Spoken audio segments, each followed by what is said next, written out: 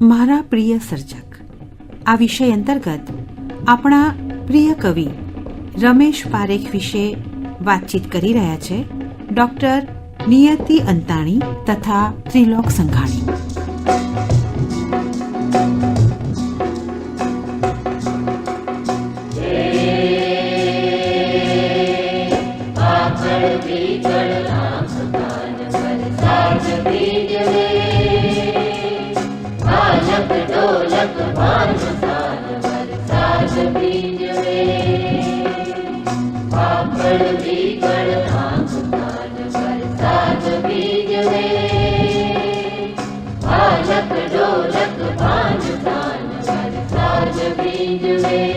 મિત્રો નમસ્કાર. મિત્રો આપનું સ્વાગત અને આજના આપણા ફરી એકવાર અતિથિ બનેલા એવા ડોક્ટર નિયતિ અંતાણીનું પણ સ્વાગત. નિયતિ નમસ્કાર. નમસ્કાર શ્રોતા મિત્રો. નમસ્કાર ત્રિલોકભાઈ. સખી મને તે સરોવર કયો એ ઘટનાને હું મારા ગીત કમળથી લે ચાલ શણગારું. હવે વસંત કે ફૂલની પ્રતીક્ષા કોણ કરે, હું મારા વહાલથી તારું વાલ શણગારું. તો શ્રોતા મિત્રો, આજે આપણે ગુજરાતી ભાષાના એવા સર્જક કવિ વિશે વાત કરવાની છે જેમણે પોતાની કવિતા દ્વારા વહાલથી આપણી ગુજરાતી ભાષાને શણગારી છે, અને એ છે આપણા ગમતીલા કવિ, જાતને દોર બાંધીને ઉડાડનાર સર્જક એવા રમેશ પારેખ. હા, માતા નર્મદાબહેનની શુદ્ધ કાઠિયાવાડી બોલી માટે તેઓ કહેતા કે આ વાણી, આ ભાષામાંથી મારા બાપનો જોડો સિવાયો છે. એવા રમેશ પારેખનો જન્મ 27 નવેમ્બર 1940ના રોજ અમરેલી ખાતે કપોળ વણિક કુટુંબમાં પિતા મોહનલાલને ત્યાં થયો હતો. તેમના કુટુંબમાં કોઈ સાહિત્યકાર થયેલા નથી. તેમના મોટાભાઈ જ્યારે ભાવનગરની કોલેજમાં 2 વર્ષ ભણ્યા ત્યારે તેમનાથી સિનિયર શ્રી હરીન્દ્ર દવે હતા. રમેશ પારેખ કાંતના કાવ્યોથી પ્રભાવિત હતા અને હે પ્રભુ તમને નમું છું હાથ જોડીને અરે એવી પંક્તિઓ હરિગીત છંદમાં પણ એમણે લખી. મણિકાંતની કાવ્યમાલાના શશિકાંત, મારા લગ્નની કંકોત્રી વાંચજો, કંકુ નથી મમ રક્તના છતાં પડ્યા અવલોકજો, આ રાગથી તેમના કાન પરિચિત થઈ ગયા હતા. પણ આ જ છંદ હરિગીત છે તેવી ખબર એમને અભ્યાસ પછી પડી. અને શ્રોતા મિત્રો, 1958માં જિલ્લા પંચાયતમાં તેમણે નોકરી સ્વીકારી. શરૂઆતમાં તેમણે ગદ્ય વધુ લખ્યું. ઈશ્વર પેટલીકરની નવલકથા તરણા ઓથે ડુંગર એક મેગેઝિનમાં વાંચીને તેઓ ખૂબ પ્રભાવિત થયા અને તેમની લખવાની ઈચ્છા જોર કરી ગઈ. તેમણે પોતાની સૌપ્રથમ વાર્તા પ્રેતની દુનિયા તેમજ કાળું ગુલાબ, ગુલાબનો છોડ જેવી વાર્તાઓ ચાંદ નામના સામયિકમાં આપી. લગભગ 1962 સુધી તેમણે વાર્તાઓ લખી. તેઓ કવિતાઓ લખતા ખરા પણ બરાબર નથી એમ લાગતા છપાવાનું માંડી વાળતા. 1966-67માં અનિલ જોશી અમરેલી આવ્યા અને તેમની મિત્રતા અને લખાણ બંનેમાં 4 ચાંદ લાગ્યા. અનિલ જોશીની પ્રેરણાથી તેમનું નવતર કાવ્યસર્જન શરૂ થયું અને બસ પછી તો રમેશ સાહિત્યના ઇતિહાસમાં એક સીમાચિહ્ન એ રમેશ. અનેક પ્રકારની છાંદસ, અછાંદસ કવિતા, ગીત, ગઝલ, સોનેટ, બાળકવિતાઓ, બાલકથાઓ, ચિંતનાત્મક લેખો, સંપાદન, વાર્તા સંગ્રહ, નાટક, સોનલ કાવ્યો, આલાખાચર કાવ્યો, મીરા કાવ્યો સહિત અનેક પ્રકારના કાવ્ય પ્રકારોમાં તેમનું ખેડાણ. લોકગીતો, ભજનોને આત્મસાત કરીને તેનું અદ્યતન સંવેદનાની અભિવ્યક્તિમાં આગવું રૂપાંતર સાધીને રમેશ પારેખે કવિતામાં પોતીકો અવાજ ઊભો કર્યો છે. અહીં આપણે બે અને વરસાદ ભીંજવે, મને ભીંજવે તું, તને વરસાદ ભીંજવે. તેમના ધોધમાર વરસતા સાહિત્ય સર્જનમાં વાચકો ખૂબ આનંદથી ભીંજાયા છે. જે તરફ આપણી આસ્થા જાય છે, આચરણ એથી કાં ઉલટા જાય છે? પક્ષી માફક હું ઠક્યો તો કેવું થયું, એકમાં વૃક્ષ 100 ખુલતા જાય છે. મિત્રો, તેમનો પ્રથમ કાવ્ય સંગ્રહ ક્યાં, એની ઉપરાંત તેમની પાસેથી આપણને ખડિંગ, ત્વ, સનન, ખમ્મા આલા બાપુને, મીરા સામે પાર, વિતાન સૂદ બીજ વગેરે કાવ્ય સંગ્રહો મળ્યા છે.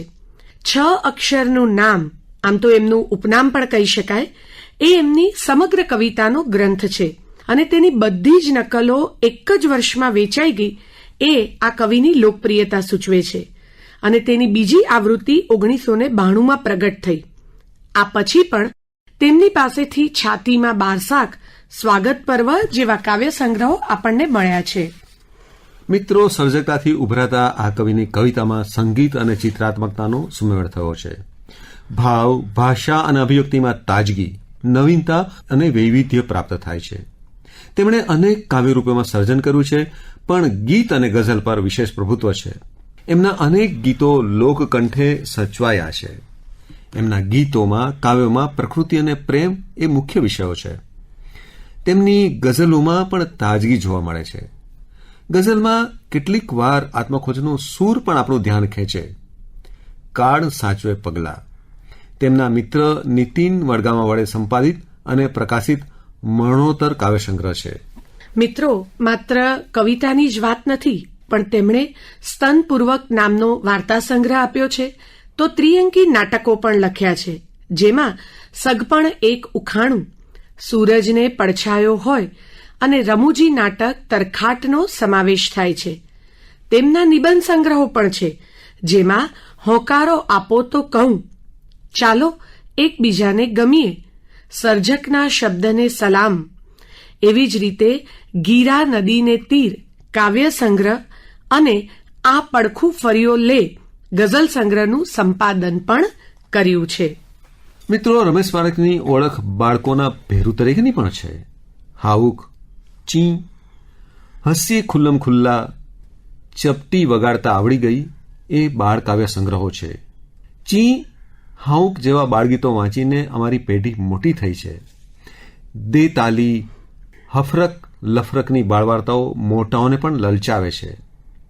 એમના બાળ કવિતા સંગ્રહો હાઉક, ચી, દરિયો, જુલ્લમ જુલ્લા, હસીએ ખુલ્લમ ખુલ્લા, ચપટી વગાડતા આવડી ગઈ, આ બધા છે. તેમની બાળકથાઓ જાદુઈ દીવો અને અજબ ગજબનો ખજાનો પણ છે. હાસ તો, અને આ તો સાંભળ્યું જ છે ને, હું ને ચંદુ છાના માના કાતરિયામાં પેઠા, લેસન પડતું મૂકી ફિલ્લમ રમવા બેઠા, કે પછી એકડો સાવ સળેખડો ને બગડો ડીલે તગડો, બંને બથ્થમ બથ્થા બાજી કરતા થાતો મોટો ઝઘડો જેવા બાળ ગીતો તો આજે પણ લોકહૈયે રમે છે.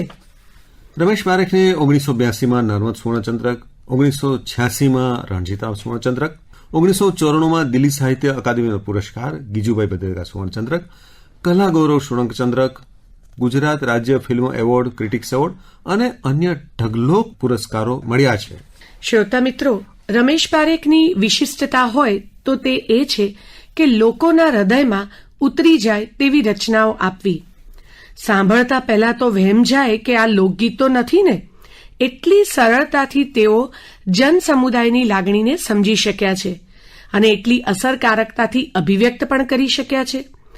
ગુજરાતી સાહિત્યમાં પ્રેમ ગીતોને પ્રચલિત બનાવવામાં રમેશ પારેખનો ફાળો નાનો સૂનો નથી. તો તેમના કેટલાક કાવ્યોની કાવ્યપંક્તિઓ માણીએ. ઝાડ એના પાંદડાને પૂછે છે કેમ, તું મારું નથી એવો શા માટે પડ્યો તને વેમ.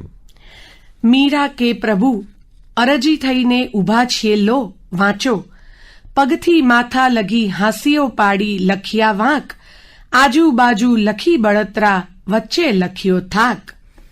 હાથને ચીરો તો ગંગા નીકળે, છેવટે એ વાત અફવા નીકળે, બોમ્બની માફક પડે કાયમ સવાર, એ જ કચ્ચરઘાણ ઘટના નીકળે.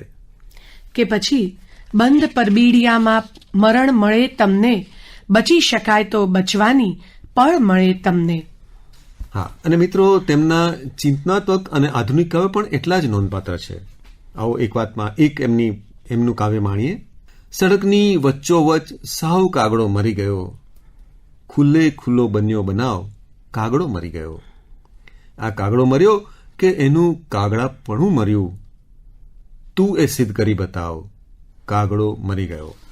હા, અને મિત્રો, આપણે આગળ વાત કરીને એમના પુરસ્કારોની, તો 1970માં એમને કુમાર સુવર્ણચંદ્રક, પછી ધનજી કાનજી ગાંધી સુવર્ણચંદ્રક, રણજીતરામ સુવર્ણચંદ્રક અને કલા ગૌરવ પુરસ્કાર તો પ્રાપ્ત થયો જ છે.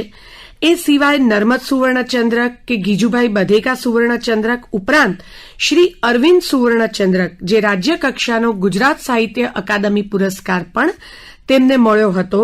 વિતાનસુદ બીજ માટે પણ તેમને અકાદમી પુરસ્કાર મળ્યો છે અને આ જ પુસ્તક માટે તેમને રાજકુમાર ભુવલ્લક્કા પુરસ્કાર પણ મળ્યો અને સમગ્ર સર્જન માટે 1988માં સંસ્કાર પુરસ્કાર અને અમરેલી જિલ્લા પંચાયત તરફથી કલા ગૌરવ સુવર્ણચંદ્રક મળ્યો હતો.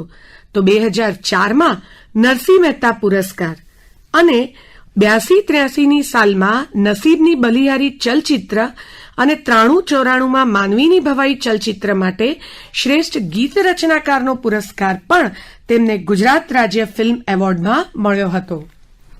માતા અને જન્મભૂમિ માટેનો પ્રેમ એમની સર્જકતાના પ્રેરક બળો. માતાનું વાત્સલ્ય અને અમરેલીની પ્રકૃતિ એમની રગે રગમાં રક્ત બનીને વહેતા હશે એમ લાગે. નાનપણથી સંગીતનો શોખ. એમણે મોરલ મ્યુઝિક ક્લબ પણ સ્થાપેલી. ચિત્રકલા, જ્યોતિષ અને હિપ્નોટિઝમમાં પણ રસ. કવિ અનિલ જોશીની મૈત્રીએ સર્જક રમેશ પારેખને સારી સંગત આપેલી. આ વળી એમની આધુનિકતાની સમજણ પણ ક્રમશઃ ઘડાતી રહી. 1997થી રાજકોટમાં તેમણે નિવાસ કર્યો હતો. શ્રોતા મિત્રો, તેમનો પ્રથમ કાવ્ય સંગ્રહ ક્યાં એ 1970માં જ્યારે પ્રગટ થયો એ સાથે જ એક અગ્રણી કવિ તરીકેની તેમની ગણના થવા માંડી. વિશિષ્ટ લાવણ્યથી મંડિત ઉત્કૃષ્ટ ગીતો તેમણે આપ્યા છે અને અગાઉ કહ્યું તેમ આ ગીતોનું અનુસંધાન એક બાજુ લોકકવિતા સાથે તો કંઈક અંશે પ્રશિષ્ટ કવિતા સાથે પણ છે. લોકબોલીના લહેકાઓનો તેમણે સમર્થ રીતે વિનિયોગ કર્યો છે. ક્યાં કાવ્ય સંગ્રહમાં પ્રેમ, વિરહ, અજંપો, અભિપ્સા, એકલતા, ઝંખના જેવા નારી હૃદયના ભાવોને અસરકારક રીતે ગીતો દ્વારા વ્યક્ત કર્યા છે. આ ગીતોમાં કુમારિકાના સ્વરૂપનું સુંદર આલેખન છે. સોનલ આમ તો તેમનું કાલ્પનિક પાત્ર, પણ આ ગીતોમાં પ્રતીક બનીને રહે છે. મિત્રો, રમેશ પારેખ કહે છે કે તેમણે કદી પતંગ ઉડાડ્યો નથી, પરંતુ નાની ઉંમરથી જ એક બાલિશ મનોકામના ખરી કે પતંગને તો નહીં પણ જાતને દોર બાંધીને ચગાવી છે અને આપણે જોયું છે કે આ ઈચ્છા પણ તેમની પૂરી થઈ જ છે. સમગ્ર ગગનને તેમણે પોતાના બાહુમાં સમાવી, આકાશી તત્વની શક્તિ ભરી અને ઇન્દ્રધનુષના રંગોને પોતાની કલમમાં પૂરી સાહિત્યના પતંગને છૂટો દોર આપ્યો. આવા કવિને 2006માં ગુમાવીને ગુજરાતી સાહિત્ય ઘણું બધું ગુમાવ્યું છે. એમની આજ આપણે પંક્તિઓ જોઈએ. હરેક જણના પતંગ પર લખ્યો છે આ સંદેશો કે હે નભ તું નીચે આવ, આવ નીચે ને જરાક હળવું થા, માર નગારે ઘા, ગમગીનીનો ગોટો વાળી જલ્દી કૂદ કછોટો વાળી, ઓચ્છવના આ રંગકુંડમાં ડૂબકી મારી ગા, આવ આવ તું જરાક નીચે આવ ને હળવું થા. આબ તને આ પતંગ રૂપે છે નિમંત્રણ, નીચે આવી ચાખ ઉમળકો, ચાખ જુવાની ચાખ લાગણી, ચાખ પ્રેમને ચાખ હૃદયના ભાવ, આબ તું જરાક નીચે આવ.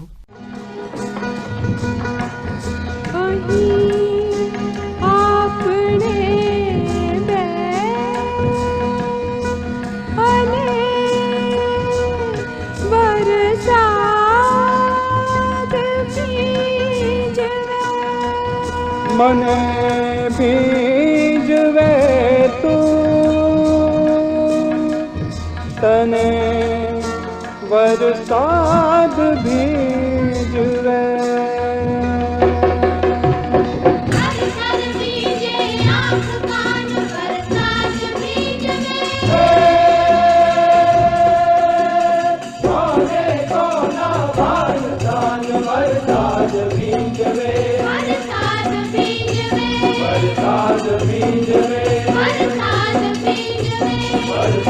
મારા પ્રિય સર્જક અંતર્ગત આજે આપણે આપણા પ્રિય કવિ રમેશ પારેખ વિશે વાતો સાંભળી. વાતચીત કરી રહ્યા હતા ડોક્ટર નિયતિ અંતાણી તથા ત્રિલોક સંઘાણી.